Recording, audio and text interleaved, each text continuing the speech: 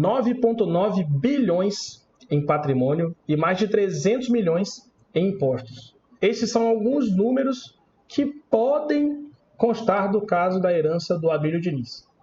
Meu nome é Jonatas Albino do Nascimento, eu sou auditor fiscal, chefe da fiscalização do ITCMD no estado de São Paulo, e hoje vou trazer aqui para vocês alguns números a partir de dados públicos, é importante colocar isso, vamos discutir sempre a partir de dados públicos, e eu vou mostrar para vocês uma ferramenta que eu acho bem interessante para fins de estimativa, justamente porque ela traz cálculos bem exatos, mas eu preciso fazer esse disclaimer antes da gente começar, tá? Até porque esse inventário provavelmente vai se processar no estado de São Paulo e eu trabalho no estado de São Paulo. Então, hoje eu não trago nenhuma informação pública, informação sigilosa, até mesmo porque eu nem tenho, tá? Hoje não existe, hoje é dia 20 de fevereiro, a morte dele ocorreu acho que 2 dias atrás, então muito provavelmente nem inventário existe ainda. Imagine o processo administrativo a ele relativo, então eu faço por uma questão de cuidado funcional, obviamente, faço essa consideração aqui de que eu nem tenho informação funcional para passar para vocês, tá? Eu só vou trabalhar mesmo com dados públicos. Entenda-se, Google, notícias, estimativas feitas por repórteres e por aí vai, tá? Nada além disso, tá? E claro, vou trazer para vocês reflexões a respeito de técnica de imposto, a partir desse caso que é bem interessante, e também vou mostrar para vocês uma ferramenta que eu considero muito importante para quem atua com o ITCMD, tá? Vou dividir a tela aqui com vocês, tá? A ferramenta ela está aqui, ó, o site está aqui, vocês podem utilizar até o .com.br ou até o /calculadora, tá? Eu vou colocar na descrição para ajudar vocês. E aí vamos lá, vamos fazer um novo cálculo, tá? A gente vai colocar aqui o nome do Abílio Diniz, né? A figura absolutamente respeitada aí no país, que nos deixou no dia 18. Vou preenchendo aqui, primeiro dados gerais, data da morte, se eu não me engano, foi no dia 18, né? 18 de fevereiro de 2024. E agora vou preencher os demais dados. Vamos lá. Casamento. Aqui, pessoal, até também respeito à família, tá? Deixa eu só terminar de fazer esse disclaimer. São dados aqui que o que eu não achei de dados públicos eu estou pressupondo, tá? Então, por favor, sem fazer qualquer tipo de consideração em relação à vida pessoal de ninguém, enfim, não tenho nada a ver com isso e, né, com devido respeito aí aos familiares, tá? Então, vou preencher aqui com dados que eu achei em reportagens sem entrar no mérito de absolutamente nada, tá? Ele era casado, tá? Não tenho certeza se no regime de comunhão parcial de bens, vou colocar aqui que era o regime de comunhão parcial, mas para a gente ter uma ideia geral, há inventário em andamento? Provavelmente não, né? 2 dias após, imagino que ainda não.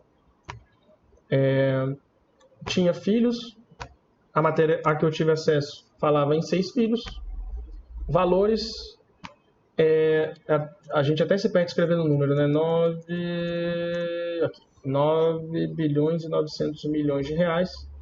A data de referência do cálculo, vou colocar hoje mesmo, tá? 2024. Prosseguir. E aqui ele dá todos os dados. Olha que interessante, dá os dados de entrada. Por isso que eu gosto muito dessa ferramenta, porque aqui você confere, né, se você colocou os dados de forma correta. E aqui ele faz a separação para você. Então ele já separou meação e herança, né? O valor total da herança ele já separa, né? Eu coloquei os bens inventariados aqui, a partir dos dados que eu coloquei ele conclui o valor da meação, o valor total do imposto, 227 milhões e 700 mil reais, um desconto de 9 milhões e 900 mil, o imposto cai para 198 milhões. Ah, Jonas, você falou 300 milhões na entrada. Assim, aí também repito a consideração, né? Eu não sei se o regime de comunhão parcial era de comunhão parcial de bens e não sei o quanto desses bens aqui eram bens particulares, né? O que vai impactar a gente eventualmente vir aqui, ó, familiares. Cadê? Casamento. Não, valores e bens. Impactar aqui e aqui.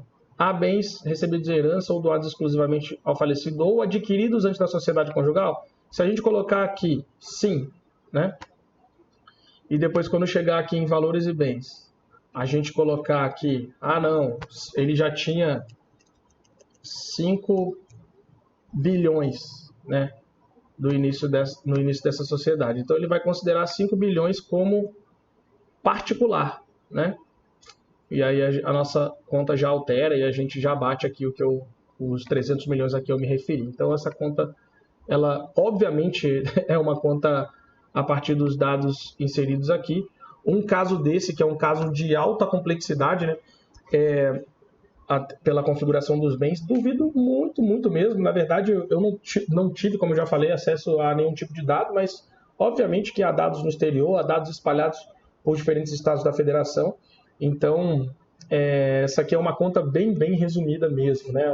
Um caso que vai ser bastante desafiador para todos os profissionais envolvidos.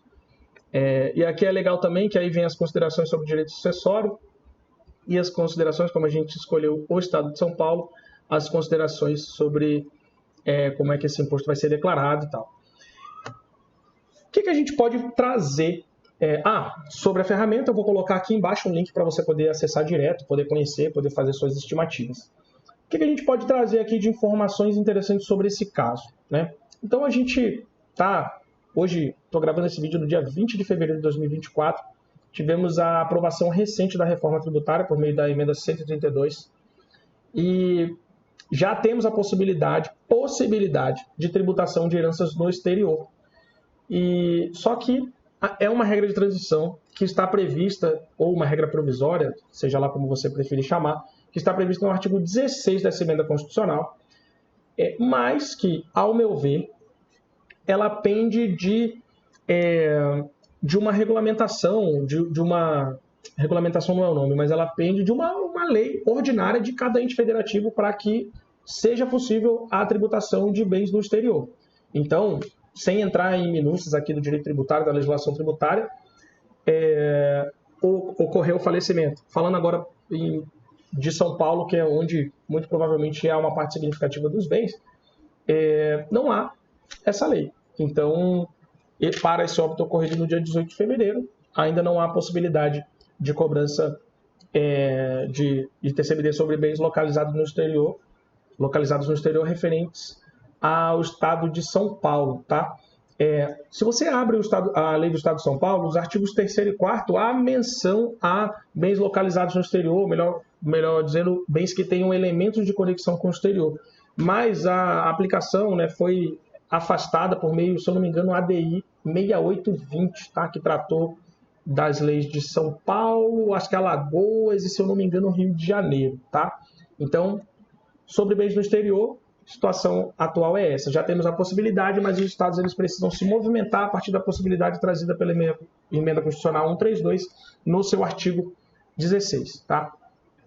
Outro aspecto interessante também, bens espalhados pelo Brasil. Com certeza há bens localizados em mais de um estado da federação, e aqui a gente vai raciocinar com a competência, não é verdade? Então, quando a gente olha para a Constituição, quando estamos falando de um inventário, competência, pagamento perante o estado onde se localiza o bem imóvel e pagamento para o estado onde se processa o inventário no caso de bem móvel. Então, para essa regra aqui, pessoal, não existe exceção, tá? Pode existir uma confusão em relação a banco de dados. Mas a empresa X está registrada na JUSEF.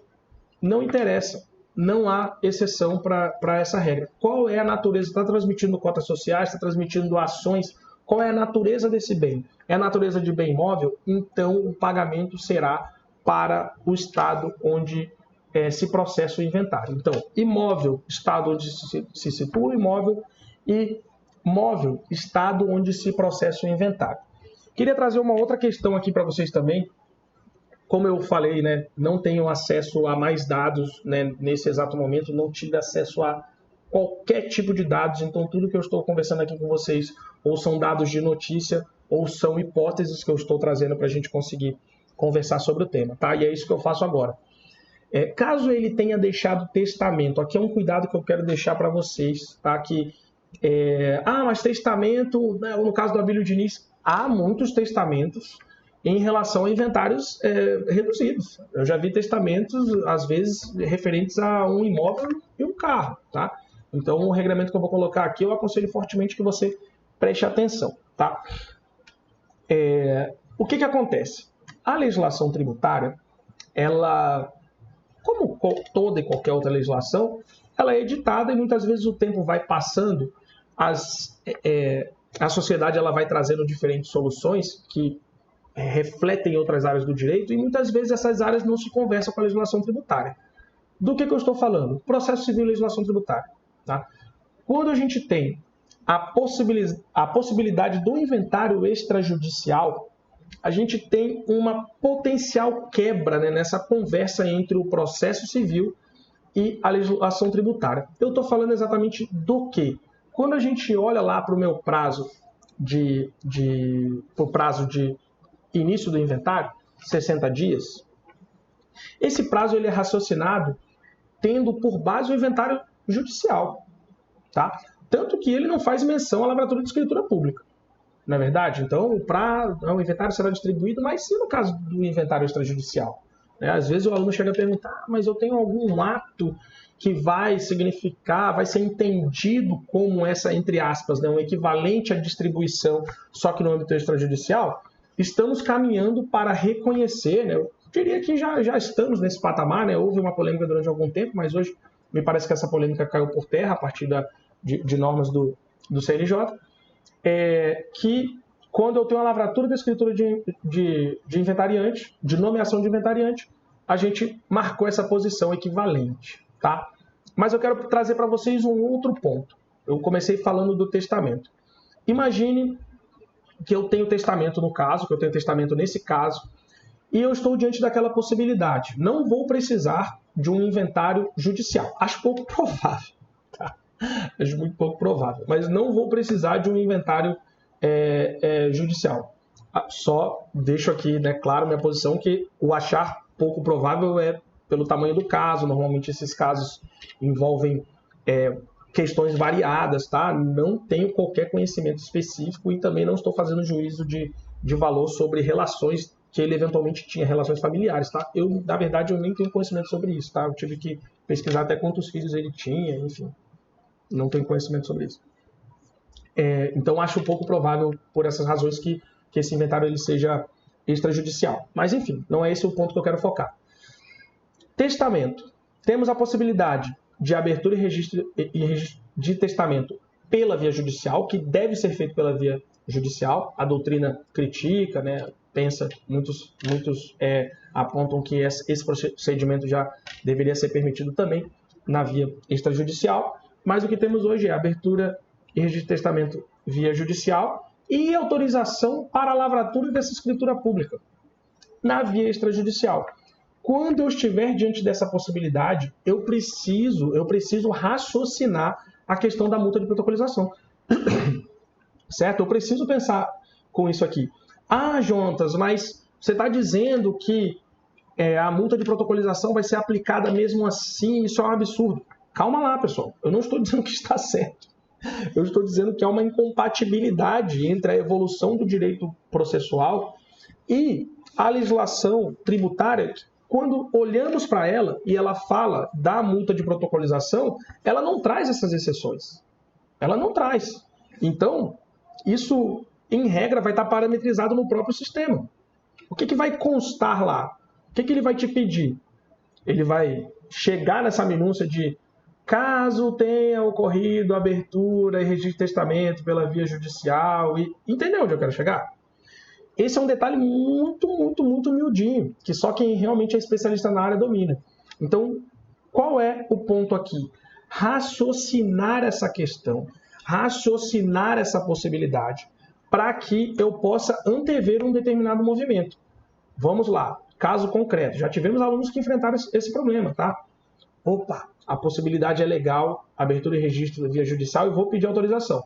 Sai a autorização judicial, esse inventário, esse processo de abertura e registro de testamento, ele se encerra 6 meses depois. extrapolou o prazo de 60 dias. Certo?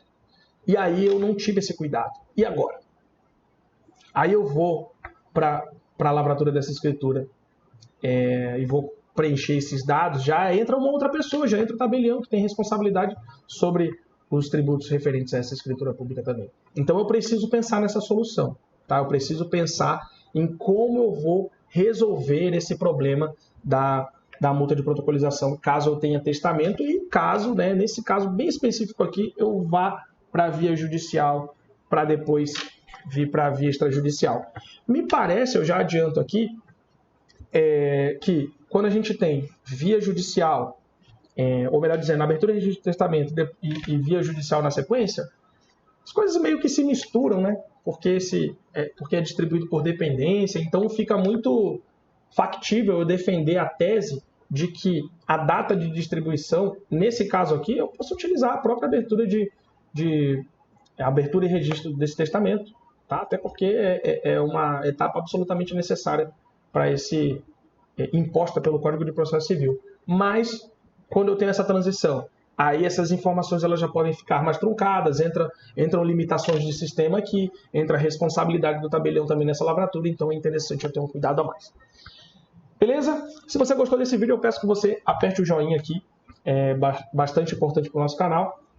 Clica no botão vermelho para seguir aqui, sempre cuidamos de assuntos bem técnicos, bem aprofundados, como você deve ter percebido nesse vídeo, e nos encontramos numa próxima. Até mais!